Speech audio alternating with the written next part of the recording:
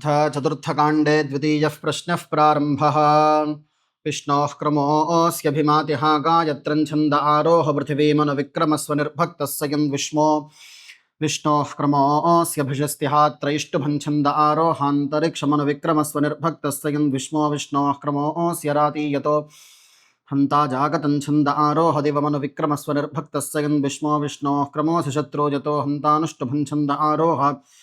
दिशो न विक्रमस्वनिर्भक्तस्य यन् विष्मः अक्रन्ददग्निस्तनयन्निवद्यौः क्षामारेरिहद्वीरुधः समञ्जन्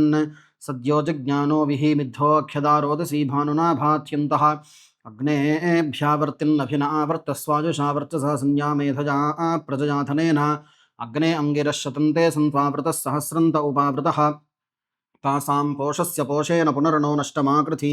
पुनर्नो रजिमाकृति पुनरूर्जा निवर्तस्व पुनरग्नयशायुषा पुनर्नः पाहि विश्वतः सहरय्या निवर्तस्वाग्ने पिन्वस्वधारजा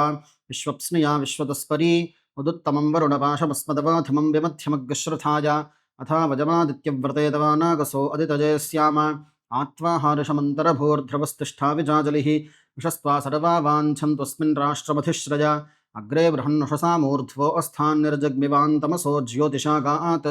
अग्निर्भानुनारुषता स्वङ्ग आजातो विश्वासद्मान्यप्राह सीदत्वं मातुरस्या उपस्थे विश्वान्यग्ने वजुनानि विद्वान् मयिनामृत्युषा मातपसाभिषुषोऽन्तरस्यागुं शुक्रज्योतिर्विभाषि अन्तरग्ने रुचात्वमुखायै सदने स्वे तस्यास्त्वगुं हरसातपञ्जातवेदः शिवो भूत्वा मह्यमग्नेथो सीद शिवस्त्वं शिवाः कृत्वा दिशः सर्वाः स्वाञ्जोनिमिहासदः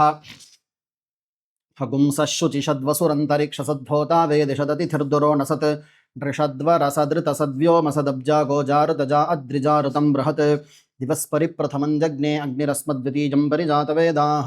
तृतीयमप्सु नृमणा अजस्रमिन्थानजेनञ्जरते स्वाथीः विद्माते अग्ने त्रेधा त्रजानि विद्माते सद्मविभृतं पुरुत्रा विद्माते नाम परमङ्गुहायद्विद्मातमुत्संयत आजगन्थ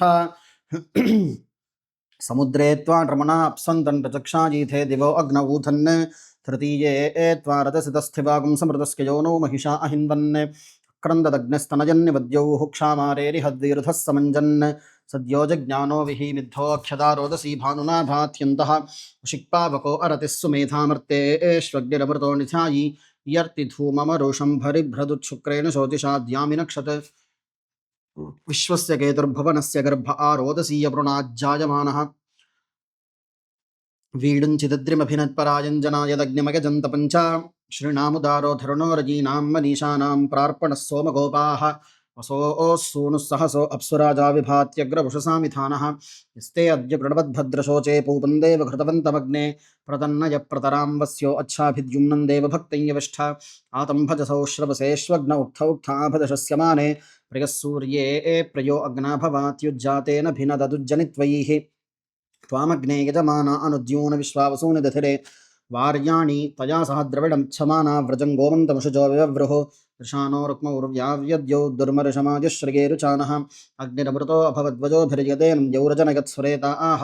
अन्नपतेन्नस्य नो देह्यनमीवस्य शुष्मिनः प्रप्रदातारन्तारिषवूर्जन्नो देहि द्विपदे चतुष्पदे उदुत्वा विश्वे देवा अग्ने भरन्तु चित्तिभिः स नो भव शिवतमः सुप्रतीको विभावसुः प्रेदग्ने ज्योतिष्मान् जाहि शिवेभिरर्चिभिस्त्वं बृहद्भिर्भानुभिर्भासन्माहिकुंसीस्तनुवा प्रजाः समिधाग्निन्दुवस्य तकृतैर्बोधयतातिथिम् आस्मिन् हव्याजहोतन प्रप्राजमग्निरभरतस्य शृण्वे यत्सूर्यो न रोचते बृहद्भाः अभियः पूर्वं व्रतनासुतस्थो दीदाय दैव्यो अतिथिः शिवो नः आपो देवीः प्रतिगृह्णीतभस्मै तत्स्यो नैकृणुध्वकुंसुरभावुलोके तस्मै नमन्ताञ्जनकः सुपत्नीर्मातेव पुत्रं बिभृता स्वेनम् अप्स्वग्ने सधिष्ठवसोषधीरनुरुध्यसे गर्भे सञ्जागसे पुनः गर्भो अस्योषधीनां गर्भो वनस्पतीनां गर्भो विश्वस्य भूतस्याग्ने गर्भो अपामसि प्रसद्य भस्मनाजोनिमुपश्च पृथिवीमग्ने सकुंसृज्य मातृभिस्त्वं ज्योतिष्मान् पुनरासद्य सदनमपश्च पृथिवीमग्ने शेषे मातुर्यथोपस्थ्यन्तरस्यागुं शवतमः पुनरोर्जा निवर्तस्व पुनरग्नयिषायुषा पुनर्नः पाहि विश्वतः सहरय्या निवर्तस्वाग्ने पिन्वस्वधारजा विश्वप्स्नया विश्वतस्परी पुनस्त्वादित्या रुद्रा वसवः समिन्थतां पुनर्ब्रह्माणो वसुनीथ जज्ञैः घृतेन त्वं तनुवो वृद्धगस्य सत्याः सन्तु गजमानस्य कामाः बोधानो अस्य वचसो यविष्ठजमकं हिष्ठस्य प्रभृतस्य स्वधावः पीयति त्वानुत्वा गृणादिपुन्दारुस्ते दुर्वं वन्दे अग्ने सबोधिसूरिर्मखवा वसुधावा वसुपतिः योध्यस्मद्वेषागुंसि अपेतवीतविच सर्पतातो ये त्रस्थपुराणा ये च नूतनाः अदादिदं यमोवसानं पृथिव्या अक्रण्यमं पितरो लोकमस्मै अग्नेर्भस्मा आस्यग्नेः पुरीशमसि संज्ञानमसि कामधरणं मयि ते कामधरणं भूयात् संयावः प्रयास्तनुवस्तं प्रजाहृदयानि वः आत्मावो अस्तु सम्प्रियः सम्प्रियास्तनुवो मम अयगुंसो अग्निरयस्मिन् सोममिन्द्रस्वतं दधे जठरे वावशानः सहस्रियं वाजमत्यन्न सप्तिकुंस सवान् सांस्तूयसे जातवेदः अग्ने दिवो अरणमच्छाजिगास्यच्छा देवागुम् ऊचुषे धिष्णजाजे याः परस्ताद्रोचने सूर्यस्य याश्चावस्तादुपतिष्ठन्त आपः अग्ने जत्ते दिव्यवर्चः पृथिव्यां यदोषधीष्वप्सुवा यदत्र येनान्तरिक्षमुरवा तदन्थत्वेषस्य भानुरटवोटचक्षा आह पुरीष्यासो अग्नजः प्रावणेभिः सदोषसः दुषन्तागुं हव्यवाहुतमनवीवा इडो महीः इडामग्ने पुरुदगुं सकुं सनिङ्गोश्वश्वत्तमगुं हवमानागसाधा स्यान्नस्तोनुस्तनजो विजावाग्ने साते सुमतिर्भूत्वस्मे अयन्तेजो निरृत्विजो यतो जातो अरोचथाः तञ्जानन्नग्न आरोहाथानो वर्धया रजिं चिदसिदया देवतजाङ्गिरस्त्वध्रुवासीदपरिचिदसिदया देवतजाङ्गिरस्त्वध्रुवासीद लोकं प्रणछिद्रं प्रणाथोऽसीद शिवा त्वं द्राग्नी त्वा बृहस्पतिरस्मिन् योनावसीषदन् तास्क सोददोहसः सोमग्गः श्रीणन्ति पृष्णजः जन्मन् देवानां विशस्त्रिष्वारोचने दिवः समितगुं सङ्कल्पेथागुं सम्प्रयौरोचिष्णौ सुमनस्य मानौ ईशमूर्जमभिसंवसानौ संवाम्मनागुं संवृदा समुचित्तान्याकरम् अग्ने पुरीष्याधिपा भवात्पन्नः ईशमूर्जञ्यजमानायथेहि पुरीष्यस्त्वमग्नेरजमान् पुष्टिमागुम् असि वाः कृत्वा दिशः सर्वाः स्वाञ्योनिमिहासदः भवतन्नः समनसौ समोकसावरेपसौ मा यज्ञगुं हिगुं शिष्टं मा यज्ञपतिञ्जातवेदसौ शिवौ भवतमद्यनः मा तेव पुत्रं पृथिवी पुरीष्यमग्निग्स्वेयो नावभारुखा तां विश्वैर्देवैररथभिः संविधानः प्रजापतिर्विश्वकर्मा विमुञ्चतो यदस्य पारे रथसः शुक्रं ज्योतिरजागतां तन्नः परिषदति द्विषोऽग्ने वैश्वानरः स्वाहा नमस्सुते निरते विश्वरूपे यस्मजं विचृता बन्धमेतम् इमेन त्वय्यं या संविधानोत्तमन्नागमधिरोहयेमम् यत्ते देवी निररतिराबन्धदामग्रीवास्तविचर्त्यम् इदं ते तद्विश्यां न्यायुषो न मध्या तथा जीवः पितुमग्धि प्रमुक्तः यस्याः क्रूर आसञ्जहों येषां बन्धानामघसर्जनाय भूमिरितित्वा जना विदुर्निरतिरितित्वाहं परिवेद विश्वदः असुन्वन्तमगिजमानमिच्छस्तेन स्येत्यान्तस्करस्यान्वेषि अन्यमस्मदिच्छसातगित्या नमो देवि निरृते तुभ्यमस्तु देवी महान्निरृतिं वन्दमानः पितेव पुत्रं दशयेव चोभिः विश्वस्कया जायमानस्कवेदशिरः शिरः प्रतिसूरी विचष्टे निवेशनः सङ्गमनो वसूनां विश्वारूपा विचष्टे विश्वारूपाभिचष्टे शचीभिः देवैव सविता सत्यधर्मेन्द्रो नतस्थौ समरे पथीनां संवरत्रा दधातननिराहा वाङ्कृणोतन सिञ्चामः अवटमुद्रिणं वयं विश्वाहादस्तमक्षितं निष्कृताः ववटकुं सुवरत्रकुं सुषेचनम् उद्रिणकुं सिञ्चे अक्षितं सीरा युञ्जन्ति कवयो युगावितन्वते पृथक् धीरा देवेषु सुम्नया युनक्तसीरावियुगातनोतकृते यौनौ वपतेह बीजं गिराजसृष्टिः सभरा असन्नो नेदीयैत्सृण्या पक्वमायत् लाङ्गलं पवीरवकुं सुषेपकुं समत्सरु उदित्कृशदिगामविं प्रभर्व्यं च पीवरीं प्रस्थावद्रथवाहनं शुनन्नः फालावितुदन्तु भूमिगुं शुनङ्कीनाशा अभियन्तवाहान् शुनं वर्जन्यो मथुनापजोभिश्नुना सीरा शुनमस्मासु धत्तं कामं कामदुःखे धक्षमित्राय वरुणाय च इन्द्रायाग्नजे पूष्णवोषधीभ्यः प्रजाभ्यः घृतेन सीता मथुना समक्ता विश्वैर्देवैरणमतामरुद्भिः ऊर्जस्विदेपगसा पिन्वमानास्मान् सीतेपगसाभ्यापवृत्स्व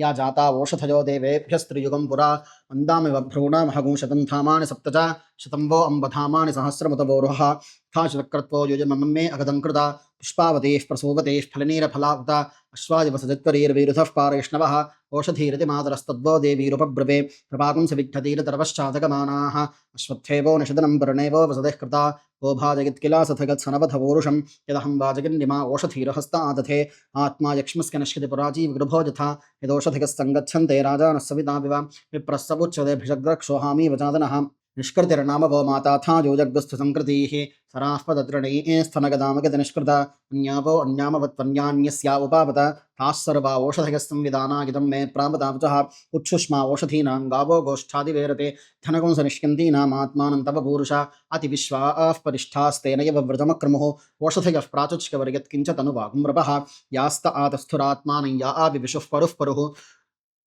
तास्ते यक्ष्मं विवाधं तामुग्रो मध्यमशीरिव साकं यक्ष्मप्रपतश्येनेन किगिदीविना साकं वातस्य ध्राज्या साकन्नश्य निहाकया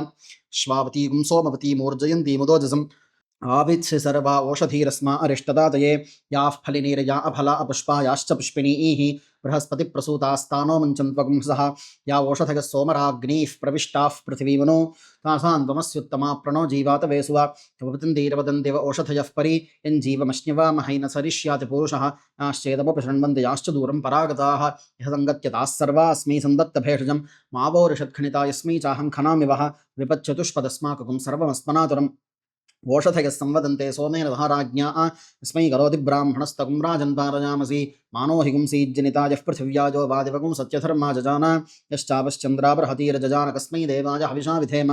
अभ्यावर्तस्व पृथिवीयज्ञेन वयसा सह पपान्ते अग्निरिषदोपसर्पतु अग्ने यत्ते शुक्रं यच्चन्द्रं यत्पूतं यद्यज्ञयं तद्देवेभ्यो भरामसि ईशमूर्जमहमित आददर्तस्य धाम्नो अमृतस्य जोनेः आनो गोषु विशत्वौषधीषु जहामि सेदिमणिरामवीवाम् अग्ने तपश्रवो वयो महिभ्राजन्त्यर्चजो विभावसो बृहद्भानो शपसा वाजमुख्यं ददासु दाशुषे कवे रज्यन्नग्ने पृथगस्वजन्तुभिरस्मे राजो अमर्त्य सदर्शतस्य वपुषो विराजत प्रणक्षसानसिकुं रुजिम् ऊर्जोनपाज्जातवेधस्तु षष्टिभिर्मन्दस्वधीतिभिर्हितः त्वे यशः सन्दधिर्भूरिरेतसश्चित्रोतयो वामजाताः पावकवर्चा शुक्रवर्चा नूनवर्चा उदीयऋषिभानुना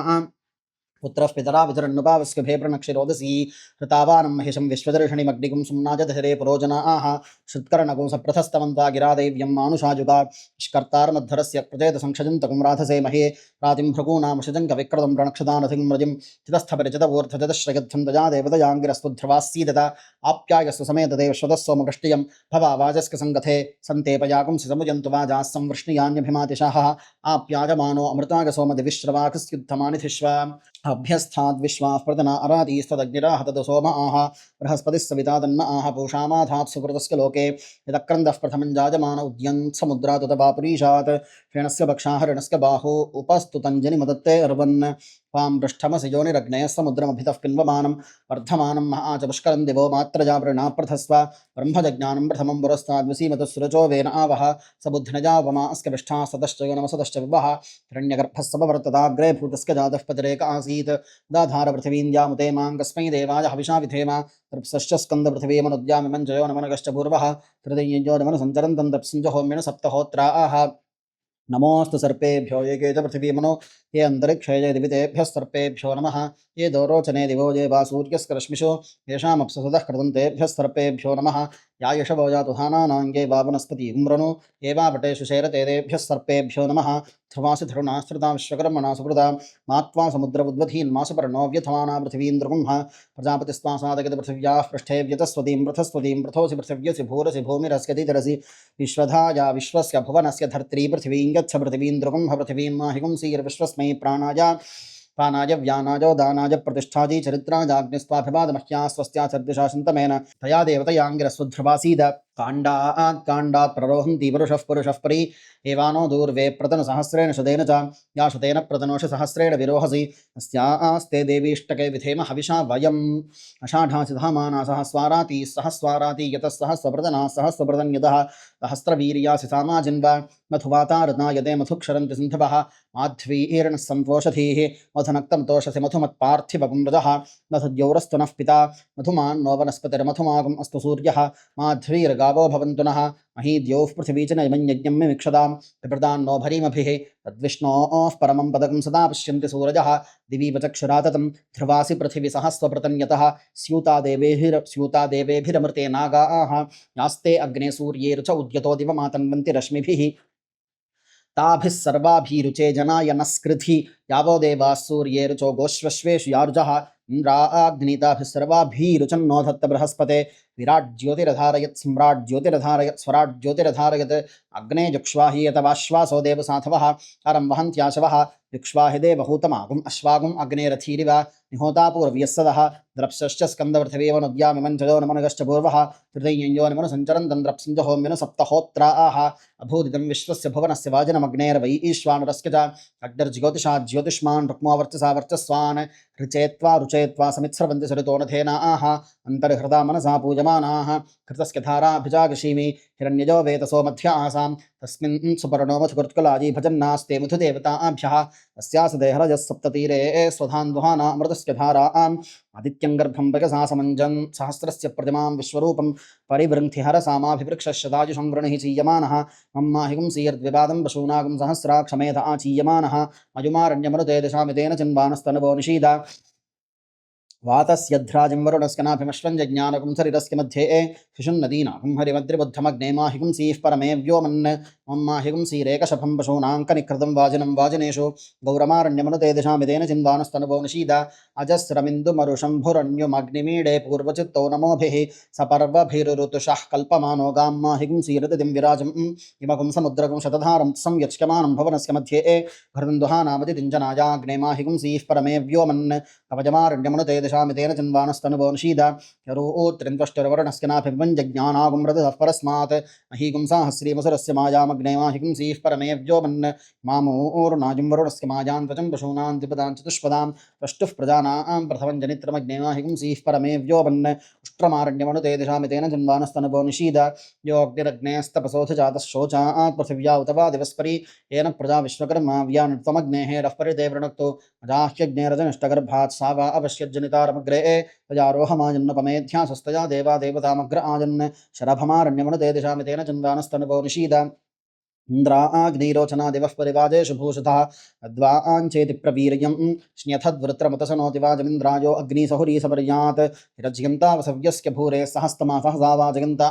प्रचर्षणिभ्यः प्रदनाहवेषु प्रपृथिव्यारजाथे दिवश्च प्रसिन्धुभ्यः परिगिरिभ्यो महित्वा प्रेन्द्राग्निविश्वा भुवनात्यन्या मरुतो यस्य हि क्षजे पाथा दिवोमि महसः शशुगोपातमोजनः यज्ञैरवाजज्ञवाहसो विप्रस्य वामतीनां मरुदश्रुणुता हवं शिखसेकं भानुभिः सम्यमिक्षरेते रश्मिभिस्तरुक्वभिः सुखादयः ते वाशीमन्तगिष्मिणो अभीरवो विद्रे प्रियस्य मारुतस्य धाम्नः अवते हेडवदुत्तमं खजानश्चित्र आभवदूती सदा वृथः सखा खजाशजिष्ठजा वृता को अद्य युङ्क्ते धुरिगारतस्य शमीवितो भामिनो विरुहरणाजून् आसन्निशून् हृत्सुसोमजो भून् येषां भृत्या मृडसत्सजीवात् अग्नेन जा देवानागुं शन्नो भवन्तु वाजय वाजय अप्स्वग्ने सधिष्ठवसौषधीरणरध्यसे गर्भे सञ्जागसे पुनः वृषा सोमद्युमागुम् असि वृषादेव वृषवृतः वृषाधर्माणि दथुषे मम्मे वरुणदत्ताजामित्तन्नो अग्ने सत्पन्नो अग्ने चतुर्थकाण्डे द्वितीयः प्रश्नः समाप्तः। ॐ